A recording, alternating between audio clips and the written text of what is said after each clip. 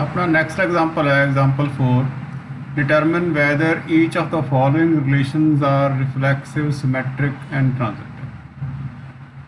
पहला रिलेशन है relation R on set R of real numbers. Real numbers का दे उपर एक रिलेशन है R equals to A B की रिलेशन है A is less than equal to B square. A तो बी किहो जे नंबर ने, रियल नंबर्स ने, तो उन्होंने आ रिलेशन है। रियल नंबर्स का ख्याल दिमाग के आ जाए जो तुहानूं कहा जाता है R is a relation on R set R of real numbers. तो रियल नंबर का दिमाग के ख्याल आए। रियल नंबर्स के ए बी इदा दे लेने a is less than equal to B square. तो ये हुण असीं पहली चीज़ चैक करनी है रिफ्लैक्सीविटी। रिफ्लैक्सीविटी दे विच असीं उही गल ख्याल करनी हुंदी है भी की असीं इन्हां दोहां थावां ते ए लिख सकते हैं कि ए आप दे स्क्वायर तो हमेशा छोटा या बराबर हुंदा है। वैसे तो सारे रियल नंबर्स वास्ते हुंदा है तकरीबन, पर जिहड़े नंबर्स जीरो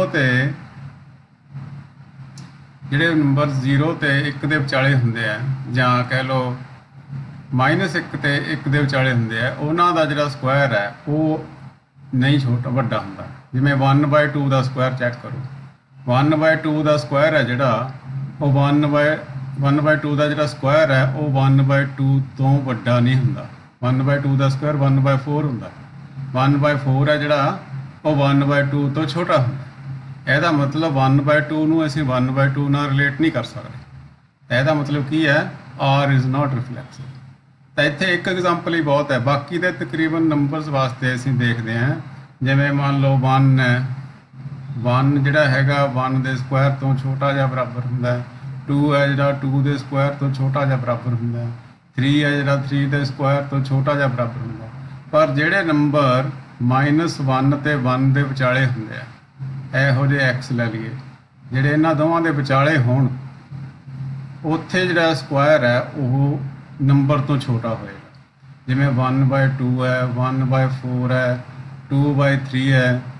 ਇਸ ਤਰ੍ਹਾਂ ਇਹ ਸਾਰੇ ਜਿਹੜੇ ਨੰਬਰਸ 1 ਤੋਂ ਛੋਟੇ ਨੇ, ਜਿੰਨੇ ਨੰਬਰ ਇਹ ਤੇ -1 ਤੋਂ ਵੱਡੇ ਨੇ, ਉਹ ਜਿਹੜੇ ਨੰਬਰਸ ਨੇ ਉਹਨਾਂ ਦਾ ਸਕੁਆਇਰ ਹੈ ਜਿਹੜਾ ਉਹ ਆਪਦੇ ਆਪ ਤੋਂ ਛੋਟਾ ਉਸ ਨੰਬਰ ਤੋਂ ਵੱਡਾ ਨਹੀਂ ਹੁੰਦਾ। ठीक है कि नहीं। इस तरह सिमैट्री नहीं ये लागू होंगी। सिमैट्री किमें भी ए 2 के स्क्वायर तो छोटा है, यदा मतलब 1 2 है जो बिलोंग्स टू आर है, पर जो 2 है वो 1 के स्क्वायर तो छोटा नहीं है। ठीक है कि नहीं। 2 की है 1 के स्क्वायर तो छोटा नहीं है। 1 का स्क्वायर 1 होंगे, 2 है तो छोटा नहीं है। इस करके 2 1 does not belong to R. यदा मतलब आर इज़ नॉट सिमैट्रिक। इस तो बाद ट्रांजिटिविटी। ट्रांजिटिविटी भी तुसी देखो 2 जिहड़ा हैगा -3 ते स्क्वायर तो छोटा। -3 का स्क्वायर की है 9, वो तो छोटा होंगे। तो -3 है जिहड़ा 1 के स्क्वायर तो छोटा, 1 तो छोटा होंगे। ठीक है कि नहीं। यदा मतलब 2 -3 ते -3 1 ये बिलोंग्स टू आर है। पर 2 है जिहड़ा आ वाला 2 पहला, तो यदा भी रिलेशन बनना चाहिए। 2 है जो 1 के स्क्वायर तो छोटा नहीं है। ठीक है कि यदा मतलब 2 1 does not belong to R. आ दोनों तो बिलोंग कर रहे हैं, पर इन्हों नाल जिहड़ा एक होर तीसरा बनना से 1 2 का जो रिलेशन बनना से वो नहीं बन रहा। यदा मतलब आर इज़ नॉट ट्रांजिटिव। ये वाला सानू जिहड़ा हैगा ये एग्जाम्पल याद रखने पैंदे। कई बारी ये पर्टिकुलर एग्जाम्पल होंगे जिमें कोई भी विचालड़ा जिहड़ा नंबर है ना नैगेटिव ले लो, तकरीबन इस तरीके नाल ठीक आ जाता काम। विचालड़ा नंबर नैगेटिव आसे पासे वाले पॉजिटिव। ठीक है कि नहीं। तो वो जोड़ा ये पॉसीबिलिटी हो जाती है इस तरह के आने के सवाल। तो इस ध्यान नाल याद रख लेना। कई बार ये वाले रिजल्ट सानू मौके पर याद नहीं होंगे एग्जाम्पल्स, तो इन्हू चंगी तरह याद रख लईदा। ठीक है। नैक्सट है R equals to A b, a is less than equal to b. ठीक है ना। Here a b belongs to R, real numbers ने ए ते बी। तो रिफ्लैक्सीविटी ये देखो लगती है क्योंकि हरेक नंबर आपदे आप तो छोटा या बराबर होंगे। कोई भी नंबर ले लो आपदे आप दे बराबर होएगा या आपदे आप दे बराबर होंगे, छोटा तो नहीं होंगे। खैर तो आ वाला चीज़ बन लग सकती है because every number is less than और इक्वल टू इटसेल्फ। ਇਸ ਕਰਕੇ A ਬਿਲੋਂਗਸ ਟੂ R ਹੈ for every A belongs to R therefore R is reflexive. हरेक नंबर ਨੂੰ ਇਸ ਤੇ ਅਸੀਂ ਲਿਖਦੇ A ਲਿਖਿਆ ਜਾ ਸਕਦਾ ਦੋਵੇਂ ਥਾਵਾਂ ਤੇ। ਇਸੇ ਤਰ੍ਹਾਂ ਸਿਮੈਟਰੀ ਦੇਖੀਏ 2 3 ਬਿਲੋਂਗਸ ਟੂ R यानी 2 ਹੈ ਜਿਹੜਾ 3 ਤੋਂ ਛੋਟਾ ਜਾਂ ਬਰਾਬਰ ਹੈ ਬਟ ਜਿਹੜਾ 3 ਹੈ ਉਹ 2 ਤੋਂ ਛੋਟਾ ਜਾਂ ਬਰਾਬਰ ਨਹੀਂ ਹੈਗਾ। ਠੀਕ ਹੈ ਕਿ ਨਹੀਂ? ਇਹਦਾ ਮਤਲਬ R इज नॉट सिमेट्रिक। ਜੇ ਇੱਕ ਨੰਬਰ ਦੂਸਰੇ ਤੋਂ ਛੋਟਾ ਜਾਂ ਬਰਾਬਰ ਹੈ ਤਾਂ ਦੂਸਰਾ ਉਹ ਤੋਂ ਛੋਟਾ ਹੁੰਦਾ ਹੀ ਨਹੀਂਗਾ, ਤਾਂ ਤੁਹਾਨੂੰ ਪਤਾ ਹੀ ਹੈ। ਠੀਕ ਹੈ ਕਿ ਨਹੀਂ?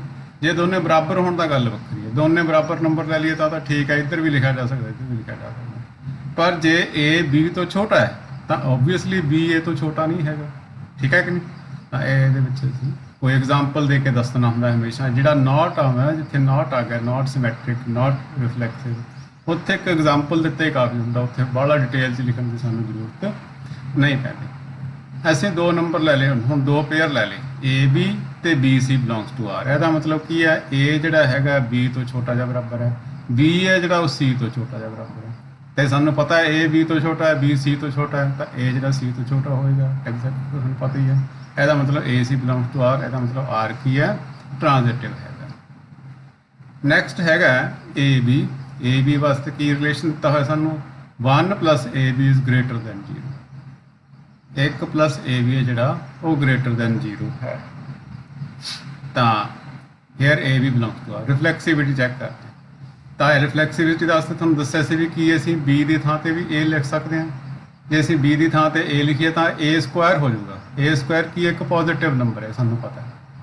ਕਿਸੇ ਵੀ ਨੰਬਰ ਦਾ ਸਕੁਆਇਰ ਚਾਹੇ ਨੈਗੇਟਿਵ ਹੋਵੇ ਚਾਹੇ ਪੋਜ਼ਿਟਿਵ ਹੋਵੇ, ਉਹਦਾ ਸਕੁਆਇਰ ਹਮੇਸ਼ਾ ਪੋਜ਼ਿਟਿਵ ਹੁੰਦਾ।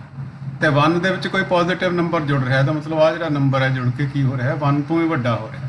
ਇਹਦਾ ਮਤਲਬ 0 ਤੋਂ ਵੱਡਾ ਹੋਏਗਾ। ਤਾਂ ਅਸੀਂ ਇਹ ਕੀ ਕਰਿਆ? ਲੈਟ ਇੱਕ ਨੰਬਰ ਲੈ ਲਿਆ A belongs to R। R ਕਿਹੜਾ? R ਰੀਅਲ ਨੰਬਰ ਦਾ ਰੀਅਲ ਨੰਬਰ ਲੈ ਲਿਆ ਇੱਕ। ਤਾਂ A1 + A into A ਕੀ ਹੋ ਜਾਏਗਾ? 1 + A² which is greater then 0। ਇਹਦਾ ਮਤਲਬ A belongs to R for every A belongs to R। ਠੀਕ ਹੈ। ਇਸੇ ਤਰ੍ਹਾਂ ਸਿਮੈਟਰੀ ਚੈੱਕ ਕਰੋ। ਸਿਮੈਟਰੀ AB ਲੈ ਲਿਆ ਸੀ, AB belongs to R। AB belongs to R ਹੈ ਤਾਂ ਇਹਨੂੰ ਅਸੀਂ, ਇਹਦਾ ਮਤਲਬ ਹੈ 1 + AB ਹੈ ਜਿਹੜਾ ਉਹ ਗ੍ਰੇਟਰ ਦੈਨ 0 ਹੈ। ਹੁਣ A ਗੁਣਾ B ਕਰੋ ਜਾਂ B ਗੁਣਾ A ਕਰੋ, ਕੋਈ ਫਰਕ ਤਾਂ ਨਹੀਂ ਪੈਂਦਾ। ਤਾਂ 1 + BA ਵੀ ਗ੍ਰੇਟਰ ਦੈਨ 0 ਹੋਏਗਾ। ਇਹਦਾ ਮਤਲਬ BA ਬਿਲੋਂਗਸ ਟੂ R ਹੋ ਗਿਆ। ਇਹਦਾ ਮਤਲਬ R ਸਿਮੈਟ੍ਰਿਕ ਹੋ ਗਿਆ। ਠੀਕ ਹੋ ਗਈ ਗੱਲ। ਅੱਗੇ ਟ੍ਰਾਂਜ਼ਿਟਿਵਿਟੀ। ਟ੍ਰਾਂਜ਼ਿਟਿਵਿਟੀ ਵਾਸਤੇ ਦੇਖੋ ਇੱਕ ਐਗਜ਼ਾਮਪਲ ਲੈ ਕੇ ਅਸੀਂ ਸਮਝਾ ਰਹੇ ਹਾਂ ਵੀ ਇਹ ਜਿਹੜਾ ਹੈਗਾ ਆਪਣਾ ਟ੍ਰਾਂਜ਼ਿਟਿਵ ਨਹੀਂ ਹੈਗਾ। 1 ਤੇ 1 + 2 ਲੈ ਲਏ ਸੀ A B ਦੀ ਥਾਂ ਤੇ। 1 ਤੇ 1 + 2 ਜਦੋਂ ਅਸੀਂ ਇਹਨਾਂ ਨੂੰ ਮਲਟੀਪਲਾਈ ਕਰਾਂਗੇ ਹੋ ਜਾਊਗਾ 1 + 2 + 1 ਕੀ ਹੋ ਜਾਏਗਾ? 3/2। 3/2 ਕੀ ਹੈ? ਗ੍ਰੇਟਰ ਦੈਨ 0 ਹੈ। ਇਸੇ ਤਰ੍ਹਾਂ 1 ਦੇ ਵਿੱਚ ਜੇ ਅਸੀਂ 1/2 - 1 ਕਰੀਏ ਤਾਂ ਇਹ -1/2 ਹੋ ਜਾਊਗਾ ਮਲਟੀਪਲਾਈ ਹੋ ਕੇ। ਇੱਕ ਚੋਂ ਅੱਧਾ ਗਿਆ, ਅੱਧਾ ਰਹਿ ਜਾਊਗਾ, ਫਿਰ ਵੀ ਗ੍ਰੇਟਰ ਦੈਨ 0 ਹੈ। ਪਰ ਜੇ ਅਸੀਂ 1 ਤੇ -1 ਲੈ ਲਈਏ, ਆ 1 ਤੇ 1/2, 1/2 ਤੇ -1 ਰਿਲੇਟਡ ਟੂ R ਹੈਗੇ ਆ। ਪਰ ਜੇ ਅਸੀਂ 1 -1 ਲਈਏ ਕੀ ਇਹ ਗ੍ਰੇਟਰ ਦੈਨ 0 ਹੋਏਗਾ? ਇਹ ਚੈੱਕ ਕਰਨਾ ਸੀ। ਤਾਂ ਅਸੀਂ ਕੀ ਲੈ ਲਿਆ? 1 + 1 into -1। A B ਦੀ ਥਾਂ ਤੇ 1 ਤੇ -1 ਲਿਖ ਲਿਆ। 1 - 1 ਕੀ ਹੋ ਜਾਂਦਾ? -1। 1 'ਚੋਂ 1 ਗਿਆ 0। ਇਹਦਾ ਮਤਲਬ ਇਹ ਗ੍ਰੇਟਰ ਦੈਨ 0 ਨਹੀਂ ਹੈਗਾ। ਇਹਦਾ ਮਤਲਬ ਇਹ ਟਰੂ ਨਹੀਂ ਹੈਗਾ। ਤੇ ਜੇ ਟਰੂ ਨਹੀਂ ਹੈਗਾ ਤਾਂ 1 - 1 ਬਿਲੋਂਗਸ ਟੂ R ਨਹੀਂ ਹੈਗਾ। Therefore R is not transitive. ਠੀਕ ਹੈ। ਤਾਂ ਇਹ ਐਗਜ਼ਾਮਪਲਸ ਆ ਜਿਹੜੇ, ਇਹਨਾਂ ਤੇ ਸਾਡਾ ਐਗਜ਼ਾਮ ਵੇਲੇ ਜਿਹੜਾ ਹੈਗਾ ਟਾਈਮ ਵੇਸਟ ਨਾ ਹੋਵੇ, ਇਸ ਕਰਕੇ ਥੋੜ੍ਹੇ ਜਿਹੇ ਕੁਐਸਚਨਸ ਆ ਬੇਟੇ, 7-8 ਇਹੋ ਜਿਹੇ ਕੁਐਸਚਨ ਹੈਗੇ ਆ ਤੇ ਇਹਨਾਂ ਦੇ ਐਗਜ਼ਾਮਪਲ ਸਾਡੇ ਦਿਮਾਗ ਦੇ ਵਿੱਚ ਯਾਦ ਹੀ ਹੁਣ ਤਾਂ ਸਾਨੂੰ ਬਹੁਤ ਵਧੀਆ ਗੱਲ ਹੁੰਦੀ ਹੈ। ਉੱਥੇ ਸਾਨੂੰ ਮੌਕੇ ਤੇ ਐਗਜ਼ਾਮਪਲ ਕੋਡ ਕਰਨ ਤੇ ਟਾਈਮ ਨਾ ਲਾਉਣਾ ਪਵੇ। ਠੀਕ ਹੈ ਕਿ ਤਾਂ ਐਗਜ਼ਾਮਪਲ ਥੋੜ੍ਹੇ ਜਿਹੇ ਖਿਆਲ ਰੱਖਣੇ ਕਿਹਨਾਂ ਨੂੰ ਅਸੀਂ ਇੱਥੇ ਵਰਤਣਾ ਹੈਗਾ। ਅੱਗੇ ਦੇਖੋ, determine whether each of the following relations are reflexive symmetric transitive question ਹੋ ਰਹੀ ਹੈ। S ਇੱਕ set ਹੈ of all points in the plane and R is a relation on S। S ਇੱਕ ਕੀ ਹੈ? ਪਲੇਨ ਦੇ ਵਿੱਚ ਜਿੰਨੇ ਵੀ ਪੁਆਇੰਟ ਲਾ ਸਕਦੇ ਸੀ ਸਾਰਿਆਂ ਦਾ ਸੈੱਟ ਹੈ। ਠੀਕ ਹੈ ਕਿ ਨਹੀਂ? R is a relation on S defined as R equals to PQ। ਦੋ ਪੁਆਇੰਟ ਨੇ P ਤੇ Q। ਕਿਹੋ ਜਿਹੇ ਆ ਦੋਨੇ point? distance between P and Q is less than 2 units। P ਤੇ Q ਦੇ ਵਿਚਕਾਰ ਜਿਹੜਾ ਡਿਸਟੈਂਸ ਹੈ ਉਹ 2 ਯੂਨਿਟ ਤੋਂ ਘੱਟ ਹੈ। ਠੀਕ ਹੈ ਕਿ ਨਹੀਂ? ਤਾਂ ਰਿਫਲੈਕਸਿਵਿਟੀ ਵਾਸਤੇ ਕੀ ਕਰਨਾ ਹੁੰਦਾ ਉਹੀ ਦੋ ਕੀ ਅਸੀਂ ਦੋਵਾਂ ਥਾਵਾਂ ਤੇ ਪੀ ਲਿਖ ਸਕਦੇ ਹਾਂ। ਪੀ ਕੀ ਇੱਕੋ ਹੀ ਪੁਆਇੰਟ ਹੈ, ਪੀ ਦਾ ਪੀ ਨਾਲ ਰਿਲੇਸ਼ਨ ਕਿੰਨਾ ਸੌਰੀ ਡਿਸਟੈਂਸ ਕਿੰਨਾ ਹੋਏਗਾ 0, ਪੀ ਦਾ ਪੀ ਨਾਲ ਡਿਸਟੈਂਸ ਕਿੰਨਾ ਹੋਏਗਾ 0 ਲੈਸ ਦੈਨ 2 ਹੈਗਾ ਕਿ ਨਹੀਂ ਹੈਗਾ। ਇਹਦਾ ਮਤਲਬ ਪੀ ਜਿਹੜਾ ਹੈਗਾ ਪੀ ਬਿਲੋਂਗਸ ਟੂ ਆਰ ਹੋਏਗਾ। Distance between P and P is 0 which is less than 2 units. ਇਹਦਾ ਮਤਲਬ ਪੀ ਬਿਲੋਂਗਸ ਟੂ ਆਰ ਹੈਗਾ ਤੇ ਇਹਦਾ ਮਤਲਬ ਆਰ ਇਜ਼ ਰਿਫਲੈਕਸਿਵ। ਠੀਕ ਹੈ ਜੀ। ਫਿਰ ਅਸੀਂ ਲੈਣਾ ਦੋ ਸਿਮੈਟਰੀ ਪ੍ਰੂਵ ਕਰਨੀ। ਸਿਮੈਟਰੀ ਵਾਸਤੇ ਕੀ ਹੈ ਅਸੀਂ ਇਸੇ ਤਰ੍ਹਾਂ ਇੱਕ ਐਲੀਮੈਂਟ ਲੈ ਲੈਂਦੇ ਪੀ ਕਿਊ ਲੈ ਲਿਆ ਮੰਨ ਲਓ ਤੇ ਪੀ ਕਿਊ ਆਰ ਦਾ ਐਲੀਮੈਂਟ ਹੈਗਾ ਤਾਂ ਇਹਦਾ ਮਤਲਬ ਪੀ ਤੇ ਕਿਊ ਦੇ ਵਿਚਕਾਰ ਡਿਸਟੈਂਸ 2 ਯੂਨਿਟ ਤੋਂ ਘੱਟ ਹੈ ਤੇ ਕਿਊ ਤੇ ਪੀ ਦੇ ਵਿਚਕਾਰ ਡਿਸਟੈਂਸ ਕਿੰਨਾ ਹੋਏਗਾ ਉਹ ਵੀ 2 ਤੋਂ ਘੱਟ ਹੀ ਹੋਏਗਾ। ਜਦੋਂ ਪੀ ਤੇ ਕਿਊ ਦੇ ਵਿਚਕਾਰ ਡਿਸਟੈਂਸ 2 ਯੂਨਿਟ ਤੋਂ ਘੱਟ ਹੈ ਤਾਂ ਜੇ ਅਸੀਂ ਕਿਊ ਤੇ ਪੀ ਦੇ ਵਿਚਕਾਰ ਡਿਸਟੈਂਸ ਦੇਖੀਏ ਉਹ ਵੀ ਤਾਂ 2 ਤੋਂ ਘੱਟ ਹੋਏਗਾ। ਇਹਦਾ ਮਤਲਬ ਜੇ ਪੀ ਕਿਊ ਬਿਲੋਂਗਸ ਟੂ ਆਰ ਹੈ ਤਾਂ ਕਿਊ ਪੀ ਵੀ ਬਿਲੋਂਗਸ ਟੂ ਆਰ ਹੋਏਗਾ। ਇਹਦਾ ਮਤਲਬ ਆਰ ਕੀ ਹੈ ਸਿਮੈਟ੍ਰਿਕ ਹੈ। ਪਰ ਇਹ ਟ੍ਰਾਂਜ਼ਿਟਿਵ ਨਹੀਂ ਹੈਗਾ। ਕਿਉਂ ਨਹੀਂ ਹੈਗਾ? ਅਸੀਂ 3 ਪੁਆਇੰਟ ਲੈ ਲਏ ABC ਕੋਲੀਨੀਅਰ ਪੁਆਇੰਟ ਲੈ ਲਏ 3 ਕੋਲੀਨੀਅਰ ਪੁਆਇੰਟਸ ਲੈ ਲਏ। ਕੋਲੀਨੀਅਰ ਮਤਲਬ ਕੀ ਇਹ ਹੁੰਦਾ ਤੁਹਾਨੂੰ ਪਤਾ ਹੀ ਹੈ। ਇੱਕ ਆਪ ਹੀ A ਪੁਆਇੰਟ ਹੈ ਸਾਡਾ A ਪੁਆਇੰਟ ਹੈ ਆ B ਪੁਆਇੰਟ ਹੈ ਤੇ ਆ ਹੈਗਾ ਜਿਹੜਾ ਇਹ ਹੈਗਾ C ਪੁਆਇੰਟ। ਠੀਕ ਹੈ। ਅਸੀਂ ਲੈ ਲਿਆ ਵੀ A B ਦੇ ਵਿਚਾਲੇ ਜਿਹੜਾ ਡਿਸਟੈਂਸ ਹੈ 1.5 ਹੈ। B ਤੇ C ਦੇ ਵਿਚਾਲੇ ਡਿਸਟੈਂਸ ਹੈ ਜਿਹੜਾ ਉਹ 1 ਹੈ। ਹੁਣ A ਤੇ B ਦੇ ਵਿਚਾਲੇ ਡਿਸਟੈਂਸ ਕਿਉਂਕਿ 2 ਤੋਂ ਘੱਟ ਹੈ ਇਹਦਾ ਮਤਲਬ AB ਬਿਲੋਂਗਸ ਟੂ R ਹੋਏਗਾ। ਇਸੇ ਤਰ੍ਹਾਂ B ਤੇ C ਦੇ ਵਿਚਾਲੇ ਡਿਸਟੈਂਸ ਜਿਹੜਾ ਉਹ ਵੀ 2 ਤੋਂ ਘੱਟ ਹੈ ਇਹਦਾ ਮਤਲਬ BC ਬਿਲੋਂਗਸ ਟੂ ਵੀ R ਹੋਏਗਾ। ਪਰ ਕੀ AC ਬਿਲੋਂਗਸ ਟੂ R ਹੋਏਗਾ?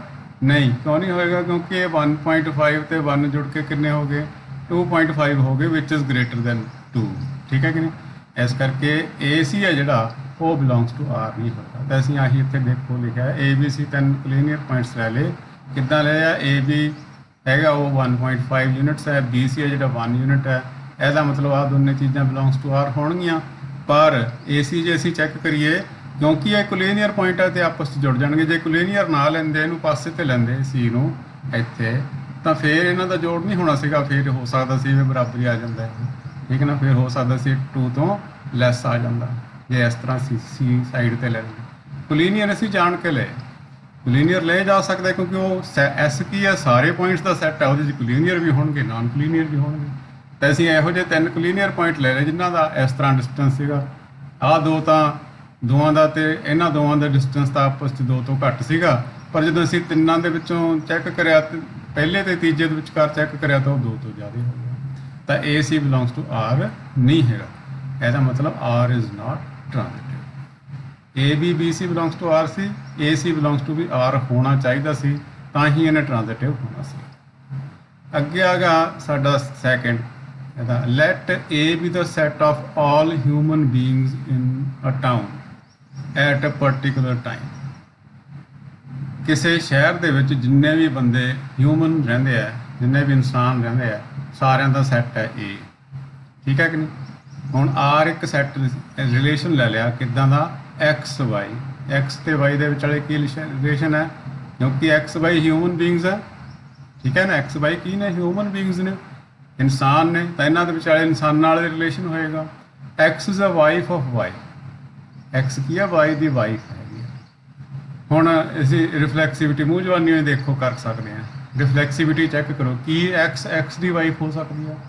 Not possible. ਠੀਕ ਹੈ ਕਿ ਨਹੀਂ? ਇਹਦਾ ਮਤਲਬ ਰਿਫਲੈਕਸਿਵ ਤਾਂ ਨਹੀਂ ਹੈਗਾ। ਕੀ ਇਹ ਸਿਮੈਟ੍ਰਿਕ ਹੋ ਸਕਦਾ? X Y ਦੀ ਵਾਈਫ ਹੈ ਤਾਂ ਕੀ Y X ਦੀ ਵਾਈਫ ਹੋ ਸਕਦੀ ਹੈ? ਨਹੀਂ। ਵਾਈਫ ਹੈ Y ਹੈ ਜਿਹੜੀ X ਦੀ ਹਸਬੈਂਡ ਹੋਏਗੀ। Y ਕੀ ਹੋਏਗਾ? X ਦਾ ਹਸਬੈਂਡ ਹੋਏਗਾ। ਜੇ X Y ਦੀ ਵਾਈਫ ਹੈ ਤਾਂ Y ਕੀ ਹੋਏਗਾ? X ਦਾ ਹਸਬੈਂਡ ਹੋਏਗਾ। ਤਾਂ ਉਹਦੀ ਵਾਈਫ ਨਹੀਂ ਹੋ ਸਕਦਾ। ਇਹਦਾ ਮਤਲਬ ਸਿਮੈਟ੍ਰਿਕ ਵੀ ਨਹੀਂ ਹੈਗਾ। ਇਸੇ ਤਰ੍ਹਾਂ ਅੱਗੇ ਟ੍ਰਾਂਜ਼ਿਟਿਵਿਟੀ ਸੌਰੀ ਥੋੜ੍ਹਾ ਧਿਆਨ ਨਾਲ ਸਮਝਣਾ ਪਊ। ਦੇਖੋ ਆਹ ਦੋ ਤਾਂ ਐਵੇਂ ਜਿਵੇਂ ਹੋ ਗਏ X can not be wife of herself. X ਆਪਦੇ ਆਪ ਦੀ ਵਾਈਫ ਨਹੀਂ ਹੋ ਸਕਦੀ ਇਸ ਕਰਕੇ R ਦੇ ਵਿੱਚ ਵੀ ਹੈਗੀ। ਇਸੇ ਤਰ੍ਹਾਂ X is a wife of Y ਤਾਂ Y is not wife of X। ਇਹਦਾ ਮਤਲਬ Y X does not belong to R symmetric ਨਹੀਂ ਹੈਗਾ। ਹੁਣ X Y belongs to R ਇਹਦਾ ਮਤਲਬ ਕੀ ਹੈ? X is a wife of Y। ਠੀਕ ਹੈ ਕਿ ਨਹੀਂ? ਹੁਣ y ਕਿਉਂਕਿ ਮੇਲ ਹੈ, ਇਸ ਕਰਕੇ ਇਹ ਕਿਸੇ ਦੀ ਵਾਈਫ ਨਹੀਂ ਹੋ ਸਕਦੀ। ਹੁਣ y ਕਦੇ ਵੀ ਇੱਥੇ ਫਸਟ ਨੰਬਰ ਤੇ ਨਹੀਂ ਆਏਗਾ। ਹੁਣ ਜੇ ਅਸੀਂ ਲਿਖ ਲਿਆ ਨਾ X Y belongs to r, ਤਾਂ r ਦੇ ਵਿੱਚ ਜਦੋਂ ਵੀ r ਸੈੱਟ ਬਣੇਗਾ ਉਹਦੇ 'ਚ y ਪਹਿਲੇ ਨੰਬਰ ਤੇ ਕਦੇ ਵੀ ਨਹੀਂ ਆ ਸਕਦਾ। ਕਿਉਂ ਨਹੀਂ ਆ ਸਕਦਾ? ਕਿਉਂਕਿ y ਕੀ ਹੋ ਗਿਆ, y ਮੇਲ ਹੋ ਗਿਆ, ਤੇ ਮੇਲ ਕਿਸੇ ਦੀ ਵਾਈਫ ਨਹੀਂ ਹੋ ਸਕਦਾ। ਇਸ ਕਰਕੇ y ਇੱਥੇ ਆਉਣਾ ਹੀ ਨਹੀਂ ਕਦੇ। ਤਾਂ ਜਦੋਂ ਐਸ ਜਿਹਾ ਕੋਈ ਰਿਲੇਸ਼ਨ ਬਣਨਾ ਹੀ ਨਹੀਂ ਵੀ x ਦਾ y ਨਾਲ ਰਿਲੇਸ਼ਨ ਹੈ, y ਦਾ ਗਾਂ ਕਿਸੇ ਨਾਲ ਇਸ ਤਰ੍ਹਾਂ ਰਿਲੇਸ਼ਨ ਬਣ ਹੀ ਨਹੀਂ ਸਕਦਾ। ਇਸ ਕਰਕੇ ਇਹ ਕੀ ਹੋ ਗਿਆ, ਕੋਈ ਇਹੋ ਜਿਹਾ ਆਰਡਰਡ ਪੇਅਰ ਹੋਏਗਾ ਹੀ ਨਹੀਂ ਜਿੱਥੇ y ਜਿਹੜਾ ਫਸਟ ਪਲੇਸ ਤੇ ਆਏਗਾ। ਇਹਦਾ ਮਤਲਬ ਕੀ ਹੋਏਗਾ, r ਟ੍ਰਾਂਜ਼ਿਟਿਵ ਹੈ। ਕਿਉਂਕਿ ਇਹ ਤਾਂ ਹੀ ਚੈੱਕ ਕਰਨਾ ਹੁੰਦਾ ਨਾ ਜੇ ਸਾਨੂੰ ਇੱਦਾਂ ਪੋਸੀਬਲ ਹੁੰਦਾ ਸਾਡੇ ਕੋਲ ਇੱਦਾਂ ਲਿਖਣਾ ਵੀ X Y belongs to r ਹੈ ਜੀ, Y Z belongs to r ਆ, ਦੋਨੇ ਇਸ ਤਰ੍ਹਾਂ ਲਿਖ ਸਕਦੇ ਹੁੰਦੇ ਤਾਂ ਅਸੀਂ ਚੈੱਕ ਕਰਨਾ ਸੀ ਵੀ ਐਕਸ ਜ਼ੈਡ ਦੀ ਵਾਈਫ ਹੈ ਕਿ ਨਹੀਂ। ਠੀਕ ਹੈ ਕਿ ਨਹੀਂ? ਜੇ ਅਸੀਂ ਇਸ ਤਰ੍ਹਾਂ ਲਿਖ ਸਕਦੇ ਹੁੰਦੇ ਵੀ ਐਕਸ ਵਾਈ ਦੀ ਵਾਈਫ ਹੈ ਤੇ ਵਾਈ ਜ਼ੈਡ ਦੀ ਵਾਈਫ ਹੈ, ਤੇ ਫਿਰ ਅਸੀਂ ਚੈੱਕ ਕਰਦੇ ਵੀ ਜ਼ੈਡ ਐਕਸ ਜ਼ੈਡ ਦੀ ਵਾਈਫ ਹੈ ਕਿ ਨਹੀਂ। ਇੱਦਾਂ ਅਸੀਂ ਕਰ ਹੀ ਨਹੀਂ ਸਕਦੇ ਕਿਉਂਕਿ ਵਾਈ ਕਿਸੇ ਦੀ ਵਾਈਫ ਹੋ ਹੀ ਨਹੀਂ ਸਕਦਾ। ਠੀਕ ਹੈ ਕਿ ਨਹੀਂ? ਤਾਂ ਵਾਈ ਨਾ ਕਿਸੇ ਵੀ ਆਰਡਰਡ ਪੇਅਰ ਦੇ ਵਿੱਚ ਵਾਈ ਹੈ ਜਿਹੜਾ ਫਸਟ ਪਲੇਸ ਤੇ ਆਉਣਾ ਹੀ ਨਹੀਂਗਾ। ਤੇ ਇਸ ਕਰਕੇ ਕੀ ਹੈ ਕਿ ਆਪਾਂ ਪਹਿਲਾਂ ਵੀ ਇਸ ਤਰ੍ਹਾਂ ਦੀ ਗੱਲ ਕੀਤੀ ਹੈ, there is no ordered pair in r with y as first element, therefore r is transitive। ਠੀਕ ਹੈ। ਨੈਕਸਟ ਬਸ ਇੰਨੇ ਇਹਦੇ ਵਿੱਚ ਆਪਣੇ ਸੀਗੇ ਕੁਐਸਚਨਸ ਰਿਫਲੈਕਸਿਵ ਵਾਲੇ ਤੇ ਹੋਰ ਜਿਹੜਾ ਆਪਾਂ ਕਰਨਾ ਸੀਗਾ। ਤੇ ਬਾਕੀ ਆਪਾਂ ਕੱਲ ਨੂੰ ਸ਼ੁਰੂ ਕਰਾਂਗੇ ਇਕੁਅਲੈਂਸ ਰਿਲੇਸ਼ਨ। ਇਹ ਹਿਸਾਬ ਨਾਲ ਇਹਦੇ 'ਚ ਵੀ ਕੰਮ ਤਾਂ ਉਹੀ ਹੈ ਤਕਰੀਬਨ ਮਿਲਦਾ ਜੁਲਦਾ ਹੀ, ਪਰ ਇਹ ਥੋੜ੍ਹਾ ਜਿਹਾ ਆਪਾਂ ਇਹਦੀ ਵੱਖਰੀ ਬਣਾਉਣਾ ਚਾਹੁੰਦੇ ਹਾਂ ਵੀਡੀਓ। ਇੱਕ ਦਿਨ ਦੀ ਮੇਰੇ ਹਿਸਾਬ ਨਾਲ ਇਹਦੇ 'ਚ ਹੋ ਜਾਣਾ ਕੱਲ ਨੂੰ ਆਪਣਾ ਇਹਦਾ ਕੰਮ ਕੰਪਲੀਟ, ਕਿਉਂਕਿ ਥੋੜ੍ਹਾ ਹੀ ਹੈ ਤਾਂ। ਠੀਕ ਹੈ ਕਿ ਨਹੀਂ? ਤਾਂ ਕੱਲ ਨੂੰ ਆਪਾਂ ਕਰਾਂਗੇ ਇਕੁਅਲੈਂਸ ਰਿਲੇਸ਼ਨ। ਅੱਜ ਆਪਾਂ ਇਹਦੇ ਨਾਲ ਰਿਲੇਟਡ ਸਾਰੇ ਕੁਐਸਚਨ ਖਤਮ ਕਰ ਲਏ, ਰਿਫਲੈਕਸਿਵਿਟੀ, ਸਿਮੈਟਰੀ, ਟ੍ਰਾਂਜ਼ਿਟਿਵਿਟੀ ਨਾਲ ਰਿਲੇਟਡ। ਤੇ ਤੁਸੀਂ ਇੰਨਾ ਕੀ ਕੰਮ ਅੱਜ ਕਰਨਾ ਹੈ, ਕੱਲ ਨੂੰ ਆਪਾਂ ਜਿਹੜਾ ਨੈਕਸਟ ਟੌਪਿਕ ਸ਼ੁਰੂ ਕਰਾਂਗੇ।